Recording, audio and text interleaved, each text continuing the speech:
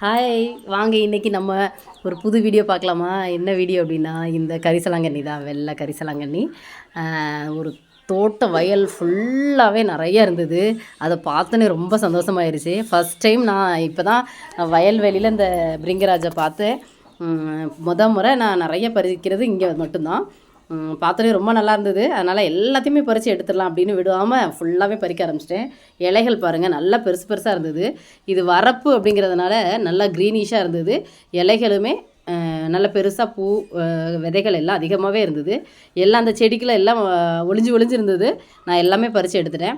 இப்போ நம்ம வெளியில் வாங்குறதுக்கும் இந்த மாதிரி நம்ம ஒரிஜினலாக பறித்து காய வச்சு எடுக்கிறதும் ரொம்ப நல்லாயிருக்கும். ஸோ அதனால் நம்ம எங்கே பார்த்தாலும் நீங்கள் விடாதீங்க. நீங்கள் பறித்து எடுத்துகிட்டு வந்து இதை வந்து நிழல்லே உலர்த்தி நம்ம பயன்படுத்தலாம். இதை வந்து அந்த பொடி பண்ணி கூட நம்ம யூஸ் பண்ணலாம். இல்லை எண்ணெயில் காய வச்சு கூட நம்ம பயன்படுத்தலாம். இல்லை அரைச்சி தலைக்கு பேக் மாதிரி கூட போட்டு நம்ம குளிக்கலாம். சூப்பராக இருக்கும். ஸோ அதனால் நம்ம இப்போ எல்லா இலையுமே நான் பறித்து எடுக்க போகிறேன். குட்டி குட்டி, அதாவது செடியாக பிடுங்காமல் தண்டோடு மட்டும் கட் பண்ணி எடுத்தோம் அப்படின்னா இன்னும் அந்த இடத்துலையுமே நிறைய வளரும். அதனால் நான் வந்து ஒடிச்சு தான் எடுக்கிறேன், வேரோட பிடுங்கலை. வரப்பு அப்படிங்கிறதுனால பிடுங்கிறது கொஞ்சம் கஷ்டம், ஏன்னா வேறு அதிகமாக பரவி இருக்கும் அப்படிங்கிறதுனால. ஸோ அதனால் நான் அதை வந்து கட் பண்ணி தான் எடுத்திருக்கேன். இந்த பாருங்கள், ஒவ்வொரு பஞ்சாக இவ்வளோ பறித்து நம்ம அந்த பையை ஃபுல்லாகவே நிறச்சி எடுக்க போகிறோம். பார்க்கவே ரொம்ப அழகாக இருந்தது, ஒரு பொக்கே மாதிரியே இருந்தது.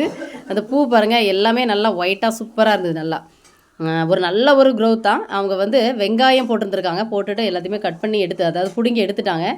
அந்த இடத்துல இப்போ நம்ம அந்த வரப்பு ஃபுல்லாகவே நம்ம அந்த கரிசலாங்கண்ணி பிடுங்கி எடுத்துரும். நீங்களும்